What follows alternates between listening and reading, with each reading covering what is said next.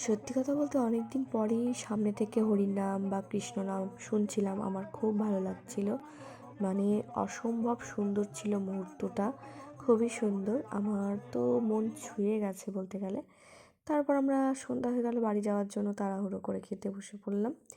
আর শুনেছি হরিনামের খাবার নাকি, মানে সরি, অন্ন নাকি নিচে খেতে হয় পাত পেরে, তো আমরা সেটাই খাচ্ছিলাম, বেশ মজা লাগছিল। ফার্স্টে যে আমাদের অন্ন সবজি দিয়েছিল আর নানান পদ ছিল, সেগুলো শ্যুট করতে পারিনি, সবার মাঝে হয় না। তো লাস্টে দেখতেই পেলেন পায়েস, মিষ্টি, চাটনি, তো প্রসাদ নেওয়া হয়ে গেল কমপ্লিট। তো আমরা এখন বাড়ি চলে যাব, তার জন্য আমরা প্রস্তুতি নিচ্ছি। আর এই যে ওপরে যাচ্ছি ব্যাগ আনতে, আর সাথে আদিও যাচ্ছে।